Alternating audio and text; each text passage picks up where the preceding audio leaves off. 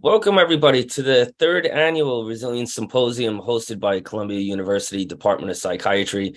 My name is Jeff Thompson, and I'm very fortunate to be one of the people helping organize and run this. And for the third straight year, we're doing this. And just as quick background to some people, if you're new or you forgot why we're doing this, and the first easiest answer is, why are we doing it? Because we can. And when we talk about resilience, it's resilience. There's no amount of positive thinking that can ever replace positive actions. And when we started this the first time 2 years ago, it was the idea of we were in the midst of COVID. And I'm sure there's many other people like myself that love traveling, especially going to conferences. And we realized all these conferences were canceled.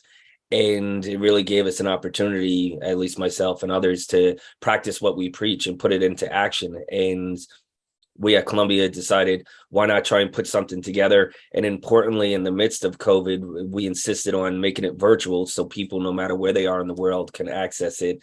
And then also importantly, making it accessible to all, making it free, which third straight year, nobody gets paid for this. This year's theme is amazing. I'm going to come back on after we have our opening comments from Dr. Blair Simpson, but just and I'll go a bit more explaining the overview and why it's designed this way. But just keep in mind, all these wonderful space experts this year, like in previous years, are here dedicating their own time. They're incredibly brilliant people, but also busy, but they feel like this is valuable enough of their time to come here and talk and share with us. And our keynote, which we'll hear from in a few minutes, Dr. Jen Fogarty is just one of the smartest people, and that's why we have her as our keynote. But talking about incredibly wonderful, smart people, also we have about to give us our opening remarks, Dr. Blair Simpson, and I'll just briefly introduce you, Dr. Simpson. She is currently the interim chair at the Department of Psychiatry at Columbia University. And she's the interim director of the New York State Psychiatric Institute. She's also the interim psychiatrist in chief at the New York Presbyterian Hospital at Columbia University Irving Medical Center. And she's also the director of the Center for OCD and Related Disorders at the New York State Psychiatric Institute, which is connected to Columbia University as well. And for the interactions that I've ever had with Dr. Simpson, she totally fits the bill of just really kind, compassionate, smart, and accessible. Thank you so much, Jeff. And I just want to welcome everyone to the 2022 Resilience Symposium entitled In Awe of Space. And as Jeff said, this is the third year of the symposium, and each year it's been hosted by our Department of Psychiatry. And it's run by Jeff Thompson, who you just met, who works for Dr. John Mann, who leads one of our 12 research areas in the department called Molecular Imaging and Neuropathology. And Dr. Mann is also the co-director of the Center for the Prevention and Treatment of Depression. As Jeff said, the symposium started because of COVID. It was if you think back to March of 2020, and what a scary moment that was in New York City in particular, and the world at large. And Jeff was one of these people who decided that let's do something about it, not just sit in fear. And this symposium sort of arose out of that with a real focus on resilience. How do we help all of us and each other make it through this really tough challenge? It's funny, I can't remember if I saw the 2021, that theme was resilience generally. I know I saw parts of the 2021 one based on awe, which I loved, and found that I use it to this day, which is looking every day for my moments of awe in my day. And the theme 2022 is in awe of space. And as Jeff said, there are wonderful speakers, space experts who are going to talk to you, non-space experts who are going to talk to you to sort of connect the dots, and with a wonderful keynote by Dr. Jennifer Fogarty. So what is awe? You know, awe as defined by this symposium is a complex emotion we experience in the presence of something or someone that is extraordinary and challenges our current thinking. And it happens in those once-in-a-lifetime moments. But you know, it's also accessible in our daily life too, if we're open to it and we see it and we take it in. And the research on awe is it's not just sort of a nice feeling to have, it actually really can help us feel calmer, not as rushed, small in a good way, in the sense of engages us to feel humble and with humility. It promotes connectiveness and critical and creative thinking, pro-social behaviors, curiosity, gratitude, optimism, all the stuff we need in our challenging world. So I welcome you to this symposium. I want you to think it's not just about space exploration, it's about also how space can help us think about life on this planet, right? And the key is, the take home is, how can you use what you learn in this symposium to bring into your daily life practices that actually help your mental well-being? So I want to thank Jeff for his passion and enthusiasm for organizing this for the third year. And I wish all the attendees, I think there are 800 of you across 30 countries, I wish you all many moments of awe in your daily life. So back to you, Jeff. Excellent. Great. Thank you. I really appreciate the idea, though, too, of how you're emphasizing how we try to make this symposium a bit different from, quote unquote, regular, typical symposiums. And the whole idea, it's as interactive as people get to make it. And it's that challenge, truly. We hope people come in and enjoy and hear the amazing things that Jen and others will be sharing, but that's not enough. The idea really is to get people in. How do you apply this to yourselves? And again, you said it already, but I'm just going to say it again. It's not just the idea of outward looking towards space, and it is truly fascinating. But importantly, it's also all this science work that's being done in space when you turn around and look backwards at our own planet. And some of our fascinating speakers, they'll talk and share about this amazing space research and work that they do to try and help save our own planet. And it's fascinating. The other way that we're trying to make this interactive is for each panel, we have professional experts not related to space, and they're going to try and help connect those dots for everybody. And I'm going to play that role right now. And I think you know, or whether you know or not, I'm going to ask you a question. So this isn't just that typical opening remarks. You go to the back of the room virtually or in person. And I know you participated last year on the theme of awe, but to squeeze in one or two questions, I'm going to try. First one, anything you're looking forward to specifically for this symposium? So one thing is just to be reminded of the power of awe. You have to know that you've changed. I love taking pictures. I love light. I love nature. I love light in the city. And now every time I take a picture, which is one of the things you said, which I was already doing already, I say to myself, capturing my moment of awe. So you've actually gotten me to pause and to say, look at this beautiful morning, Blair. Here's your moment of awe. So one is just being reminded. It's a daily practice. It doesn't take any minute at all to sort of bring it into your life. But the second one is actually, as much as I can listen, learning about space. Even as a little kid, I would look up at the night sky and feel awe and a sense of humility and humbleness about, the bigness of the world and the smallness of myself. And that actually was comforting. So it's so cool to think that you have actually now gathered all these scientists to talk about space. So I'm looking forward to that too. Yeah, and honestly, I love the way you described it, because I'm a wannabe scientist and everything, or at least I think I am. Thank you for keeping me on board and Dr. Mann. But there really is no other, it doesn't have to be complicated. And I love the word, it just is cool. And it's that idea of, and again, as I know some of the people here and know my background, I just retired from the NYPD, 20 years. And it's not just me, others, we deal with really heavy stuff, whether you're a first responder or not, or as a practice in resilience, what we call real resilience, it doesn't make that disappear, especially if that's part of your employment. The key to these real resilience and awe is one of them. Practices are, I would say, two key things. One, it gives you a much needed break from all the heavy stuff you're dealing with in life. And then two, the really fascinating part is research has shown it helps you handle those stresses then afterwards. So it's good in the moment, and then it has that positive ripple effect where it doesn't need to be complicated. And we're going to, Dr. Fogarty, I'm going to jump to you in a moment. But before we do that, we have an opening intro video that's about 150 seconds that sort of gives a bit more of that understanding of what awe is and why we think it's so important. Dr. Simpson, I forgot, I did have one more quick question, and hopefully you have. I wanted to ask you, importantly, can you share with everybody a moment work-related when you experienced awe? Sure. So what I would say is I'm a clinical researcher. So I love science discovery. And obviously, when you discover something new, there's always this excitement of you and your team with awe. But for me, science is in the service of transforming treatments for patients. So what I would say is what I think about, and actually someone just told me about a patient yesterday, I get a sense of awe when our teams worked on a treatment and have put out into the field evidence about what works best.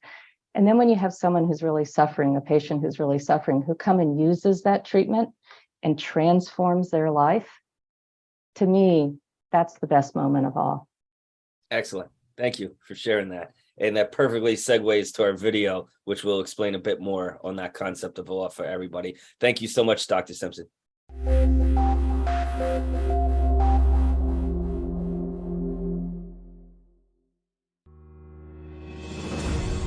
Here's a quick explanation of awe, why it's important, and how it's connected to your overall resilience and well-being. First, here's a definition of awe. Awe is a complex emotion we experience with something or someone that is extraordinary and challenges our current thinking. Awe is primarily positive, and the vast research shows it can help us with feeling calmer, reduces our stress, promotes pro-social behaviors, gratitude, creative and critical thinking. It helps us find meaning and purpose in our lives, and it can make us feel more connected to others. Awe can be elicited in different ways, including in nature, space, the arts and music, spirituality, in the company of others, and through accomplishments, both ours and others.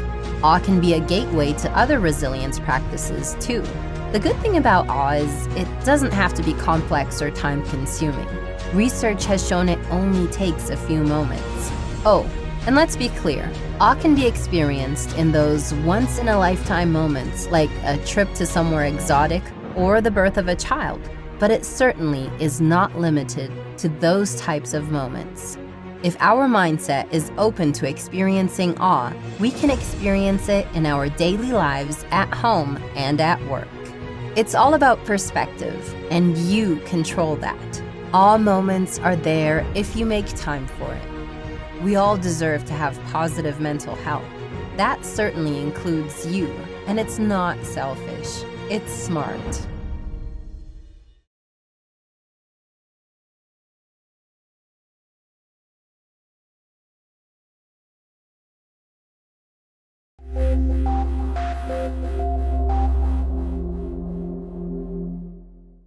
Next, I'm going to now introduce our keynote speaker, and Dr. Jen Fogarty is absolutely amazing. And I will just briefly introduce you, Dr. Fogarty, and then if you can, please just tell people a bit more about you. But she's currently the Chief Science Officer with the Translational Research Institute for Space Health. The acronym for that one, in case you were wondering, is TRISH, and that's at Baylor College of Medicine. She previously spent nearly 20 years with NASA, supporting their medical operations and the NASA Human Research Program, including 3 years there as the chief scientist and then 2 years as a deputy scientist. And fortunately, I get to say that I know Jen. Well, she's allowed me to call her Jen, but she's Dr. Fogarty to everybody today as our keynote. Very fancy. Honestly, you truly are, and I'm not going to say people are going to think it's a broken record, but having been able to interact with you many times in the past, I'd like everybody to know that you've been nothing but supportive of the work that I've been doing in resilience and awe. And when we were putting this together, you were the first person I thought of. You said yes. And then I forgot to tell you after you already said yes that you were participating in the keynote role, which again, you said, okay, fine. And I'm going to stop speaking because I want to hear you. And I know our entire audience wants to hear you as well. So genuinely, thank you for taking the time to spend with us. And I can assure everybody you're going to really enjoy this. So please, Dr. Fogarty, it's all yours. Yeah, absolutely. My pleasure.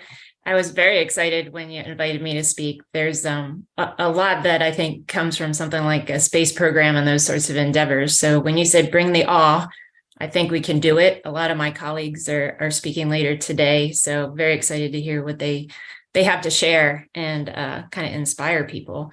I really enjoyed the opening comments, including from Dr. Simpson, that awe could come from something small, make you feel small, but in a good way. And I think I can very much relate to that being in the space program. So it's an exciting opportunity. So Jeff, as you said, yeah, I've been in this world working the technical issues for quite a while now, and really just never gravitated away once I had the opportunity to engage because of the value I see in it, the investment in the future, and what it can bring back to Earth, even in the near term, that I think we underestimate and maybe underexplore here on Earth. So I want to offer that to people as well, that there's a lot to engage in sooner rather than later. The other element, I think, awe, just like beauty, is in the eye of the beholder. So you don't have to compare or contrast where it comes from. It's just a very genuine and internal, intrinsic thing. So I really appreciate the opportunity, and I'm excited to speak to people from around the world, because I also love to hear the diversity of input and how this may impact them, and different collaborations that can come from it, which is pretty awe-inspiring. And just make yourself comfortable wherever you are. The ideal state would be seated for a moment or two, but if you're standing, just take a comfortable posture. And if you're willing and you want to engage, just close your eyes.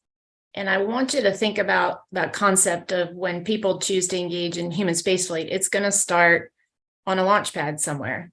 And you're sitting on something, an incredible machine that is really just you're sitting on a controlled explosion, right? So there's a lot of feelings of anticipating what this event is going to be like. And when those engines start up, the amount of power and force you feel, because even though I've never been on one, if you're in the proximity, the closest you're allowed to get as a visitor, it is a very visceral impact, right? The rumble of the engines, the anticipation of launching into space. You're kind of nestled in this seat so that you can be protected during this event. And then, of course, there's the liftoff moment, which is just a culmination of an amazing engineering feat. And again, controlling the ferocity of that fuel being burned off to propel you through our atmosphere. And this is going to last for several seconds to a minute or so before you punch through the atmosphere. And that is another example of a kind of a volatile thing that you're going to feel. But then it moves into almost absolutely no input. It's probably one of the most serene experiences you could have as you enter what we know as space, and you can no longer feel the weight of your body. And when you open your eyes, if you're near a window, this is the view that you're rewarded with. And in my kind of summary going into this, when Jeff asked me to talk, and I think about exploration a lot because of the risks, because of the investment we're making. And there's a lot of speculation and cynicism about it at times. And I welcome that, because I welcome the discussion. But when you're rewarded with that, after, I talk about it being maybe the most selfish thing you can do is put yourself at risk like that, because it's at the expense of your family and your friends, and even the potential you could contribute and if it could go wrong. But the flip side is it's the most selfless thing you could do, because now you're given the opportunity to do exploration, which could have boundless return to us. So I'm incredibly excited about just conveying that aspect of spaceflight to you. And I have worked and am friends with many astronauts, and have really been marveled and in awe of their experience, not only in the concept of, competing for the job and building their life around this endeavor, but the fact that they're willing to sacrifice it potentially for everyone. And we know about this aspect of a lot of professions, that you work really hard to bring your best and your expertise and refine it. And oftentimes you really have to, indulge in that and shut other things out. But then, you get to commit the rest of your life to bringing something back. The return on investment is an amazing opportunity. So there's a thing called the overview effect that I'm pretty sure will be touched on, that when people get to see Earth in this way, without the boundaries, from a very far away perspective, this is one of those moments where you can feel incredibly small, but now you're going to understand the potential magnitude of your impact. That's kind of how I kind of engage in the thought process of being a small part of contributing to this endeavor, and the knowledge that it can bring back. And I feel very responsible. They say with great power comes great responsibility, to make sure that knowledge is applied. And I also think the opening comments from Dr. Simpson were spot on. When you see that knowledge being used for good, being productive, making a change in how we operate here. And I'm going to go a little bit more in depth about the technical aspects of that, because I think it's important for people to understand that the design criteria to go to space, you're not just building a vehicle when you put people in there. It's not a plane or a bus or a train car. It's an exoplanet. And we have to solve extreme problems to help these people not only go on this mission, be launched on this vehicle, this exoplanet, but do jobs. They have to be functioning, high functioning individuals. How do we build in the resilience, the reserve, the capabilities so they don't get lost over time, or they're not degraded by negative stressors that may consume their energy? So, this is a picture actually from Apollo. This is Earthrise. And we've been to the moon before, humans. We're going back. We had a very successful Artemis 1 mission showing us the way.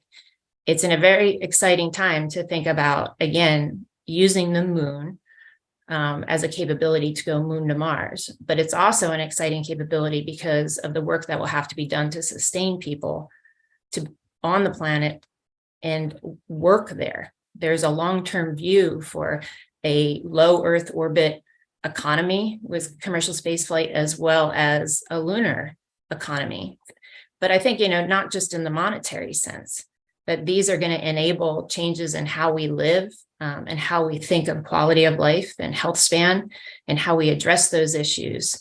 And we address the inequalities that exist today, because we just can't find the path forward. But I think exploration can be the need that drives invention. So the new picture, that this isn't quite the same vantage point. This was taken from Artemis 1, Orion, the vehicle that was orbiting the moon. And this is the perspective of the moon-Earth relationship. And we are intertwined for sure, gravitational pull. And it's really interesting to me, and even potentially our original celestial start, how we can learn from the regolith that's on the moon compared to what we have on the Earth and meteor strikes. But the idea of the moon is 250,000 miles away from Earth. Right now, the International Space Station sits at about 250 miles above the Earth, orbiting the Earth. So these are order of magnitudes more challenging and a bit more dangerous because of the things you can't do, like easily come back to Earth. So it is an exciting time. It's also one where I think we need to respect the responsibility, return to Earth now, not just later. And I believe we can do that.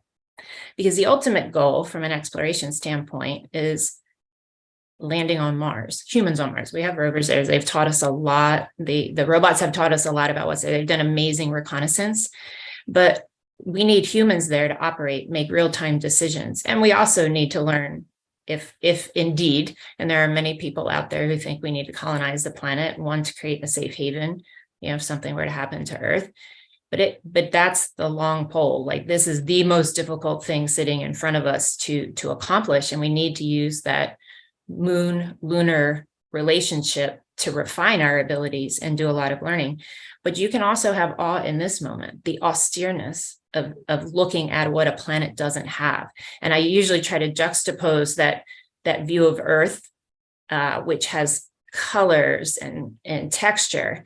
And not that there's much less color here, much less texture here, but it is a hostile environment. It's not one that is friendly to us. So any way we want to survive here, we have to bring it. Again, we will have to create our own mini exoplanets, but it also will drive that concept of sustainability and essentially living off the grid, right? We're still learning to use resources on these planets, understanding what these regoliths, and we call it regolith instead of soil, what those compositions tell us. Can we use it? Can we change it into other things to feed our survival? And those questions are still out there. I mean, if you do the chemistry and math on paper, it seems like it should work in many ways, but we still need to test those ideas. And we should test them in a safer place, which is the lunar concept versus trying to go straight to Mars. But, like any endeavor that can be dangerous, exciting, and produce a large return on investment, you have to respect it. You have to step back. And I also appreciate the use of the word humble, that you can feel really small in a good way, because you will be humbled by such extreme environments. It takes the most extreme version of planning that I've ever engaged in, and the closed loop concept. And when I apply it to medicine, it's like not just getting a diagnosis with some type of medical capability like imaging or testing for something in your blood, but it's how do we apply that knowledge to tell you what this thing is, but then get you access to the action we would take. And in most cases, let's say it's a pharmaceutical therapy, it could be a surgical intervention, but your diagnosis is no good if you can't get the other thing. So we have to close that part of the loop.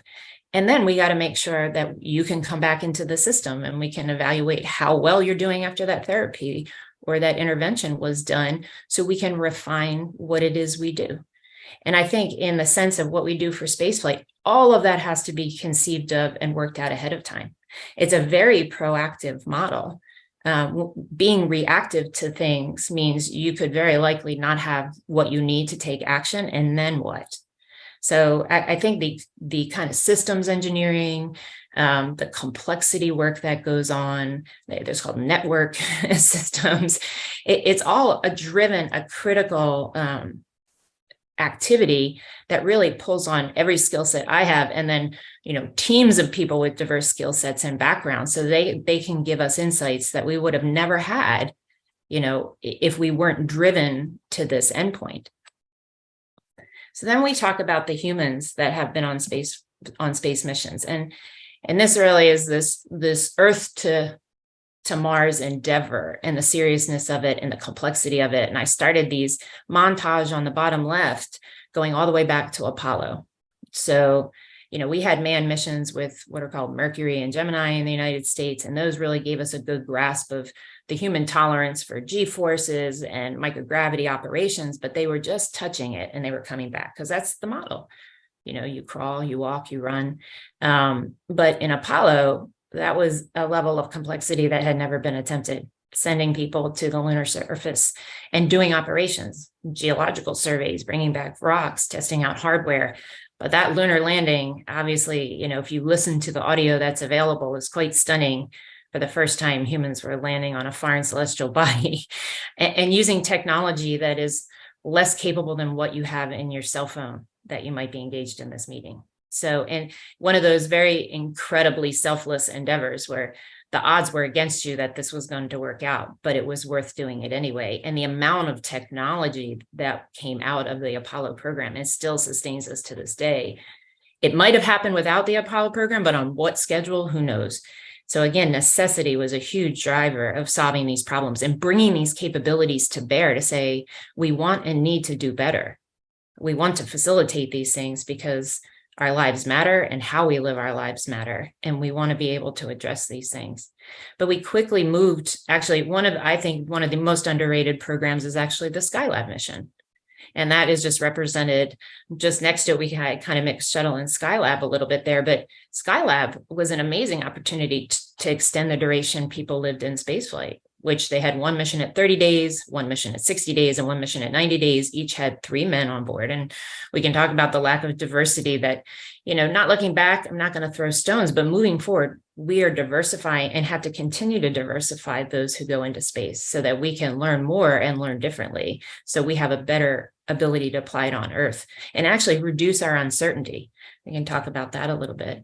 But Skylab was an amazing opportunity to study the human body in space, and it was actually dedicated to life science work while they were up there on that mission.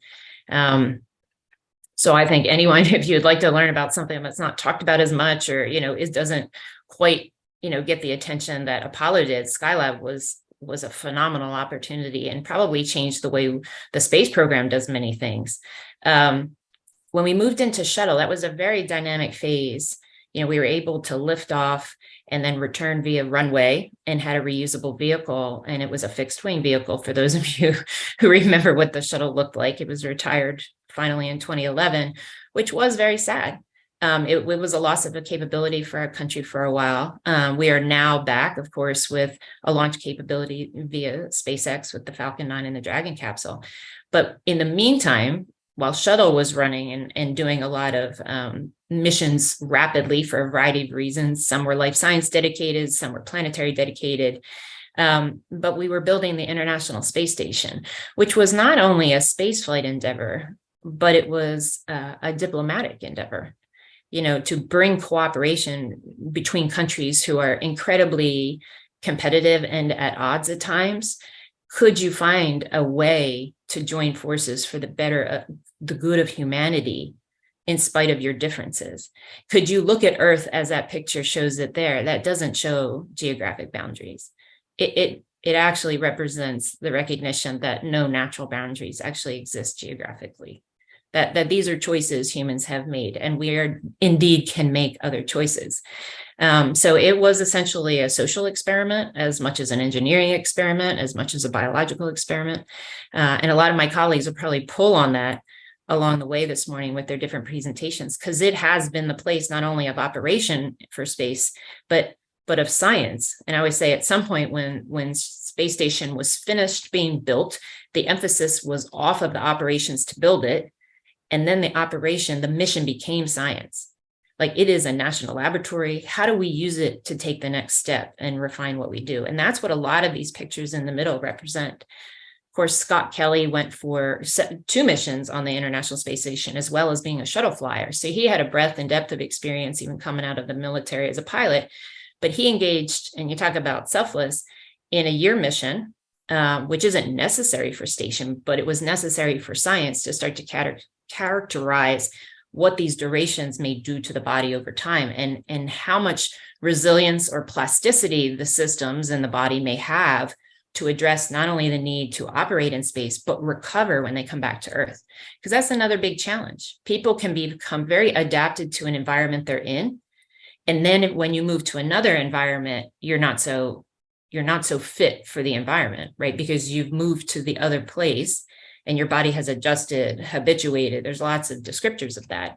But it's a unique opportunity to look at humans who become essentially dual adapted, which means, and it's an evolutionary trait that's very advantageous, which is to not be too specialized. In order for you to move seamlessly between environments, your body, your mind needs the capability and reserve and resilience to say, how do I segue to the other place? How do I merge into that environment? And that could be culture as much as anything. And that happens on the International Space Station as different cultures, people who represent different cultures fly. And that's been a big element of a benefit in the experience and the diversity that brings. You also see Dr. Serena Anand Chancellor. I think that to me represents these people live in a machine, right? That exoplanet is a machine. It's metal and wires and electronics and hardware everywhere that you live in. And that is a big stressor. There's no sense of what you left on Earth. We've stripped it of all those things that when we talk about, what you gravitate to, as a place where you receive and recharge, awe. So as you go to the bottom, one of the elements with Dr. Kate Rubin, she's in front of a facility that grows plants. Because what we know is psychologically, there's a benefit to growing plants.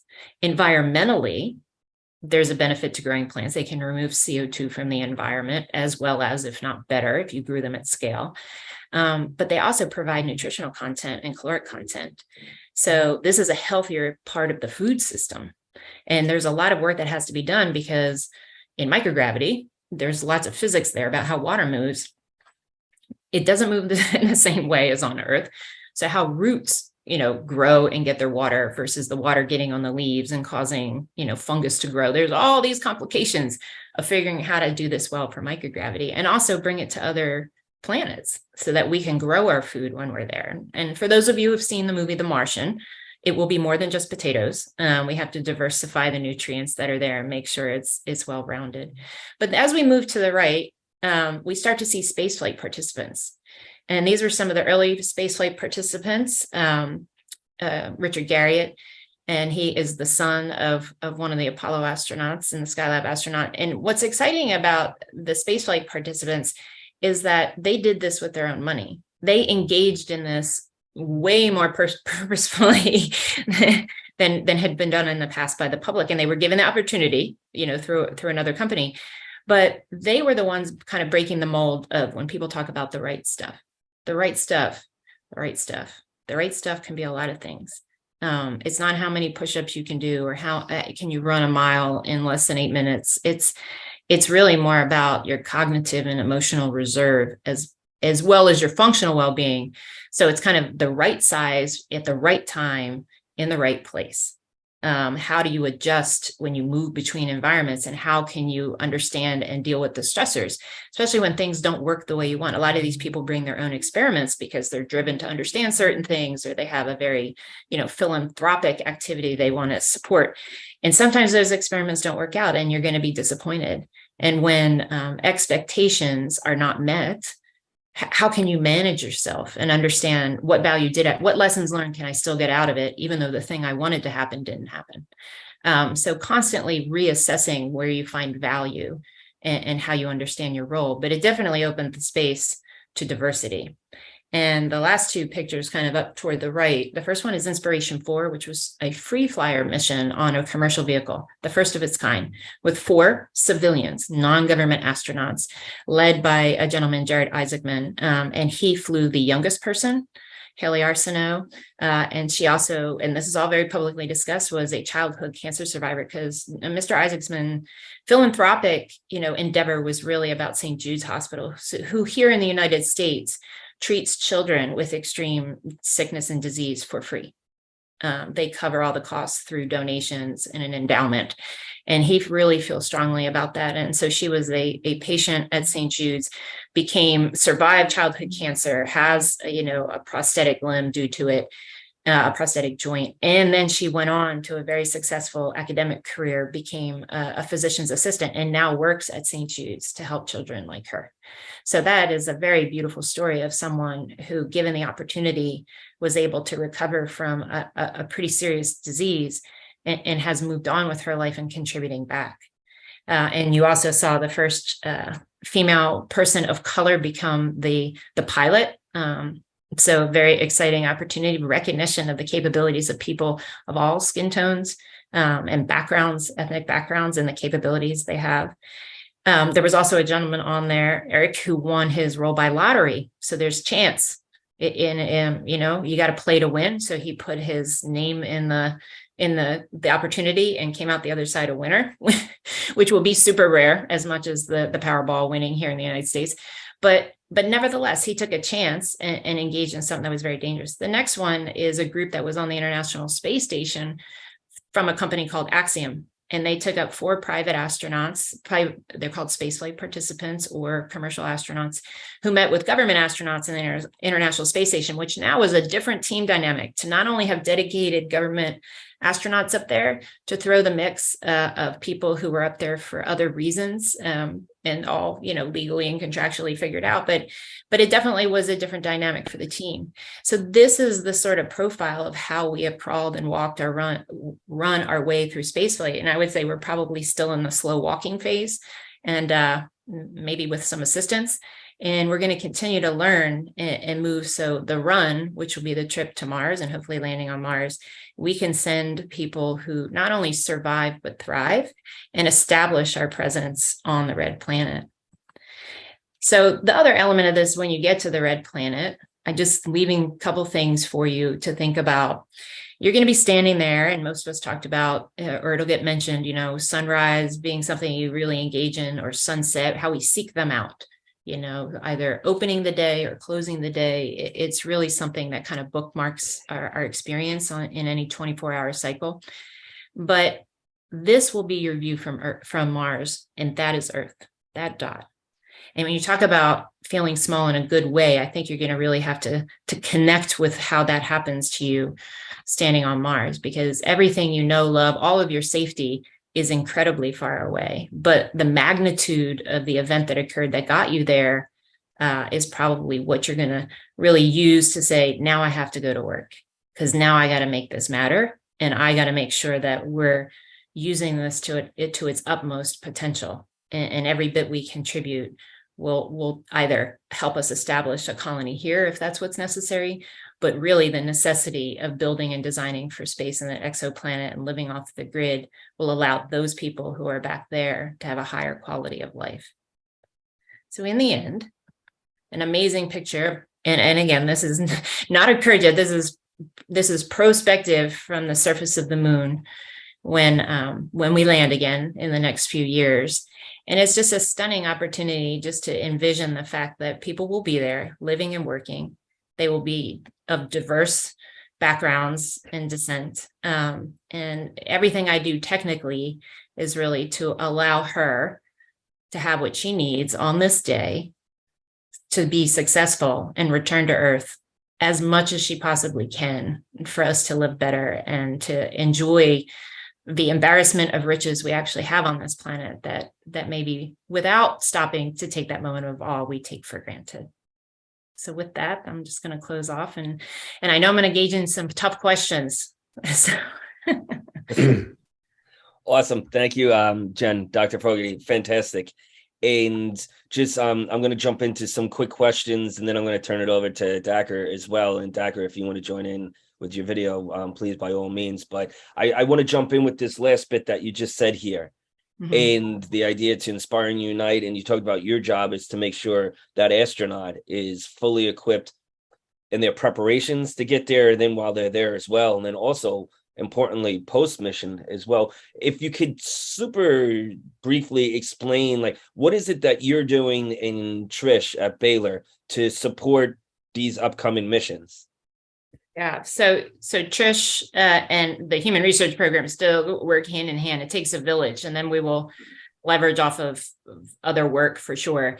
So really to establish what are the health criteria, how do we keep someone healthy, and identify not so much what we have to rule out, but say yes to and enable. So finding out where someone might be vulnerable, and then understanding what training they need to combat those vulnerabilities. And then giving them the hardware that is really capable on the surface. It has to be ruggedized. So we do technology development as well that says, not everything is a piece of hardware, but for what is, it's got to operate precisely to interact with. You saw that suit and those gloves. So I think it goes from, I wouldn't use the word optimize for sure, but give the human the opportunity to adapt as well as possible and be high functioning, and then give them the tools that really map to what they need to do. Excellent. And I know I have 300 more questions, but I'm going to narrow it down to 2 for the moment, because I know, Dacher, you probably have a bunch as well. And I promised I was giving you time. Where let's first tie in a little bit of awe. And having worked with you in the past, it's fascinating. Your life is absolutely fascinating. Can you tell me a moment of awe that you've experienced in the work that you've done?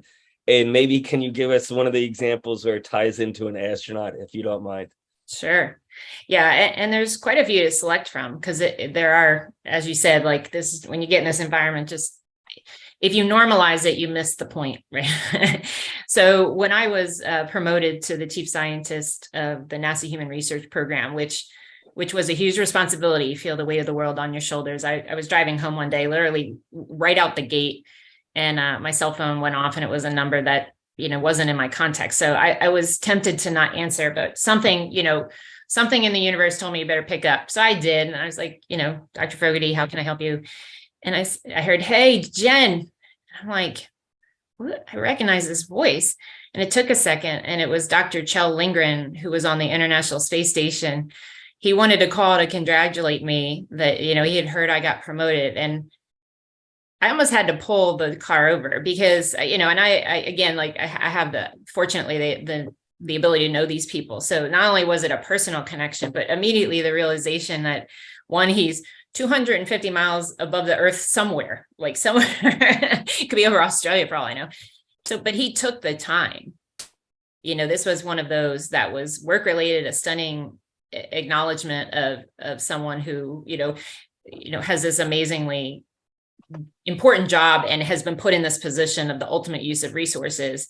But even on a personal level, of all the people I'm sure he may have to call and check in with while he's busy up there doing it, it was me. And that recognition that what I did mattered, not only on a personal level, but a professional level. And we talked a little bit about the work that we do and his appreciation of it, and my appreciation that he acknowledged it. So that is pretty stunning. And I know it was incredibly fortunate. So I don't want to. Yes. So here's the thing, Jen, and I know, Dacher, you haven't heard that story before, or any of our other participants. Since you told me that the first time, I tell that story all the time. And this is the power of awe and those positive, the ripple effects, especially though awe. That was your moment, your story.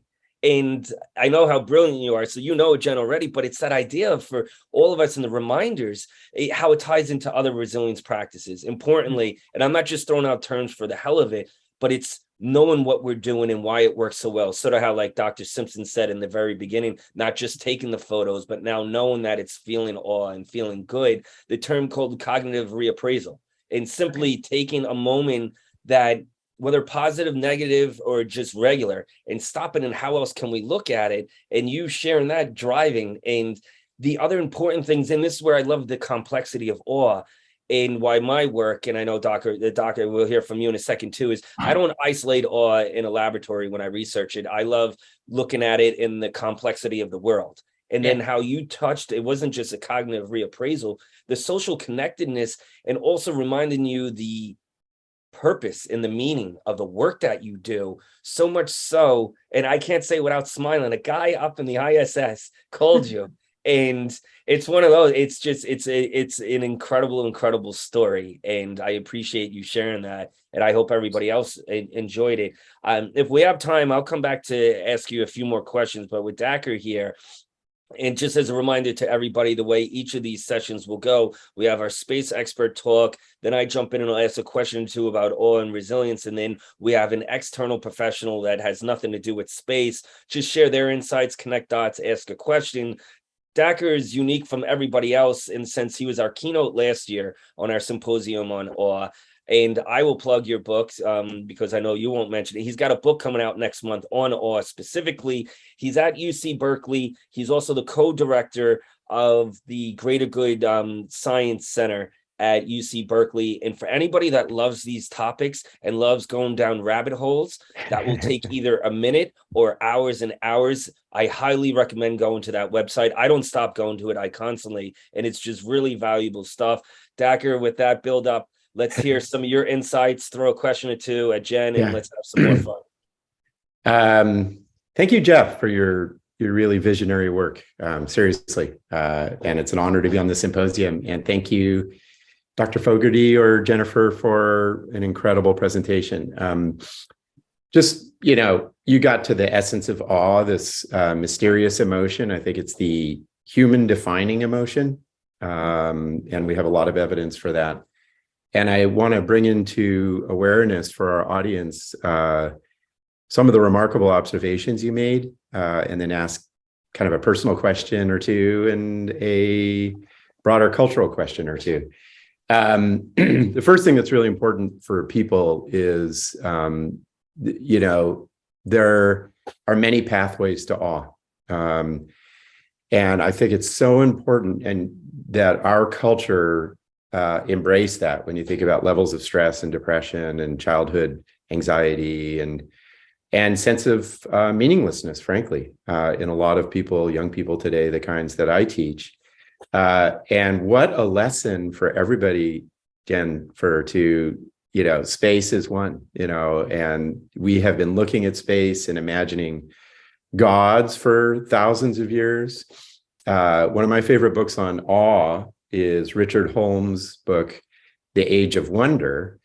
And in the 18th century, it was this incredible, and 19th century, incredible period of discovery. We were doing all these voyages, and the Herschels built the largest telescope and looked up into the space. And we used to think there were a couple thousand stars that were fixed. And they discovered deep space, and it was a transformative event, as is your work. So for me, it was dinosaurs as a kid, and it led me to evolution and Charles Darwin and deep time. But there are many pathways to awe, and I hope we all think about that.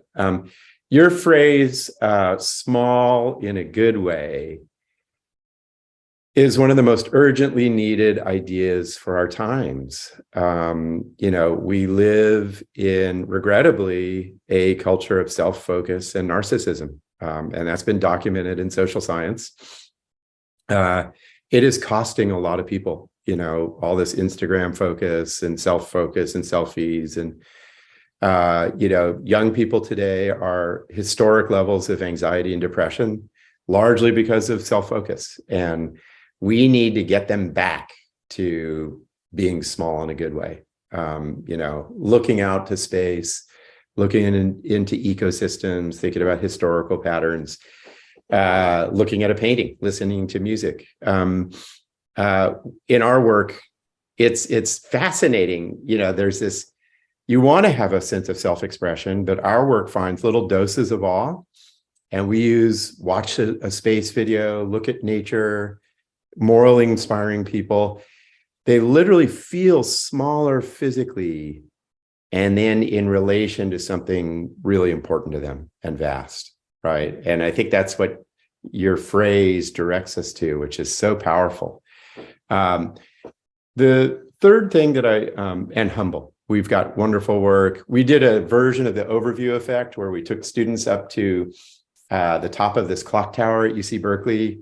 They have this massive view of the whole Bay Area. You're like, whoa, I didn't, and they look at their little paths on campus and it seems small. It's a small version of the real overview effect.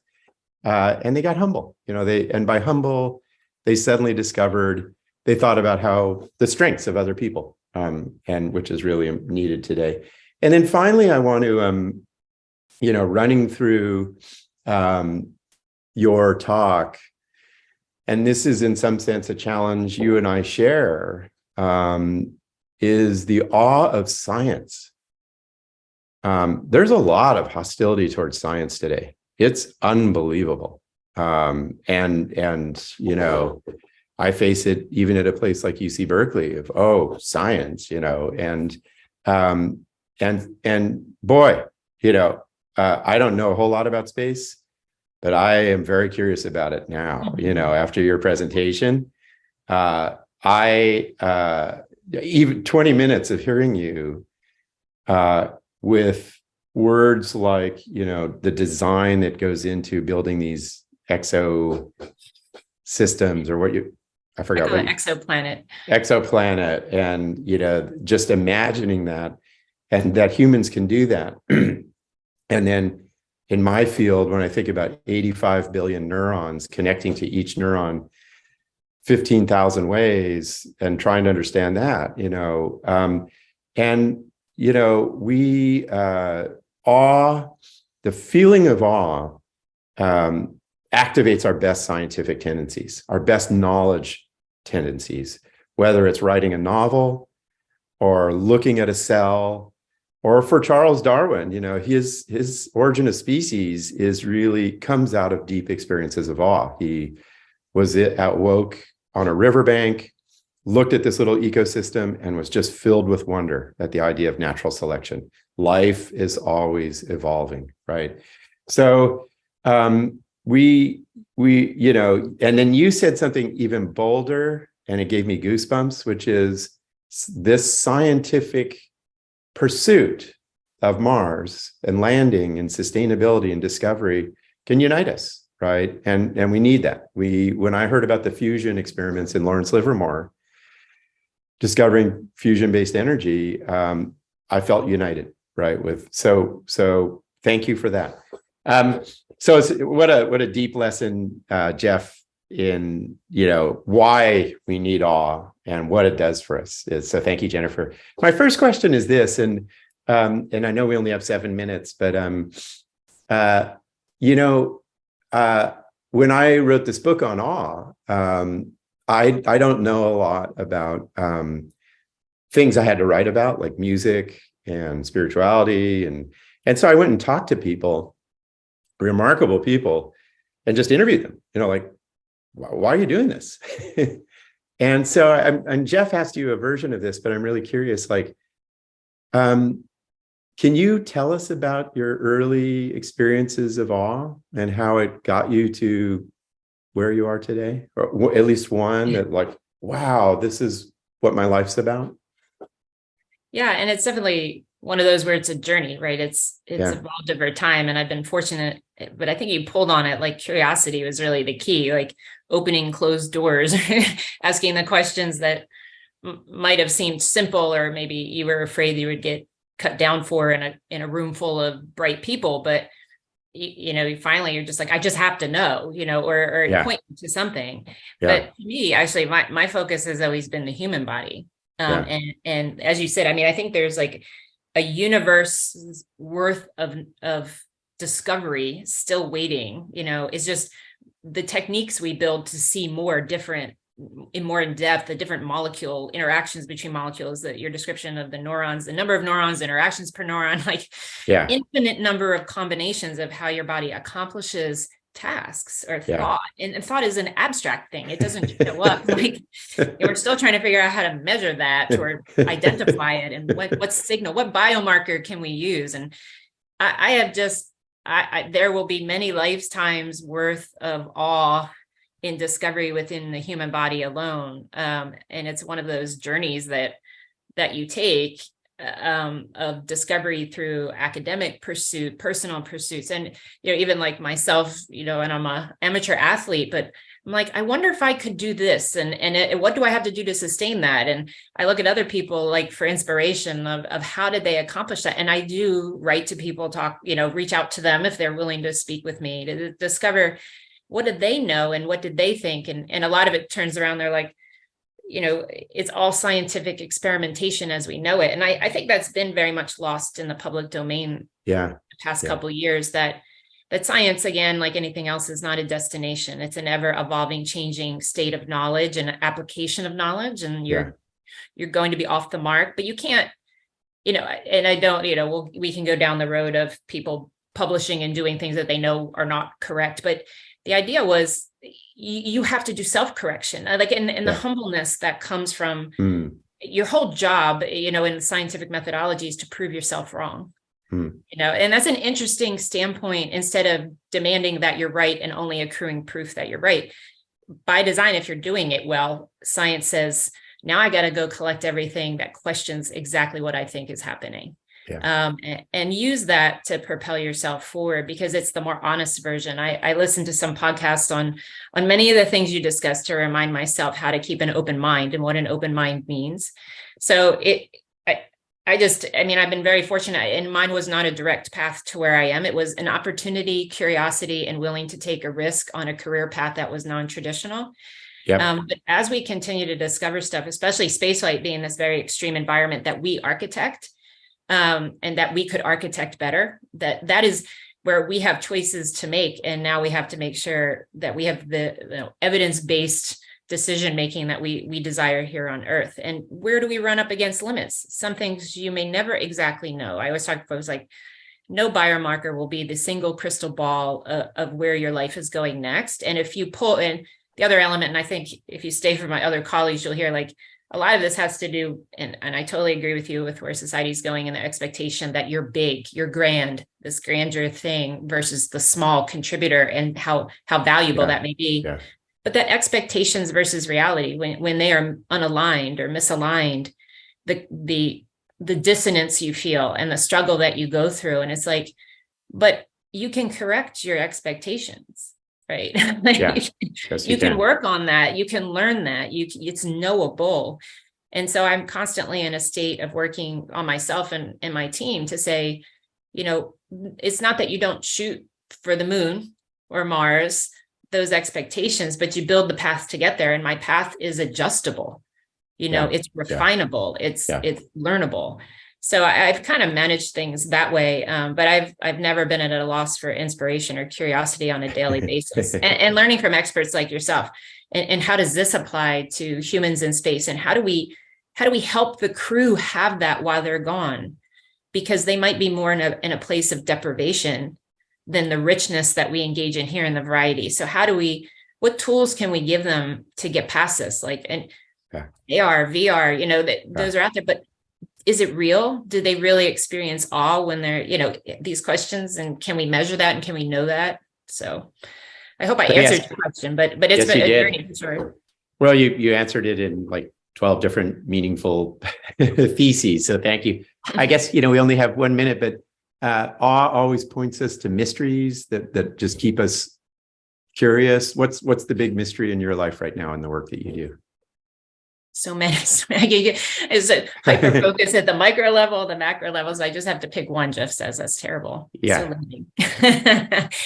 I think the biggest mystery right now on the biology side is exactly to your point. What is the human brain going through anatomically, physiologically, molecularly?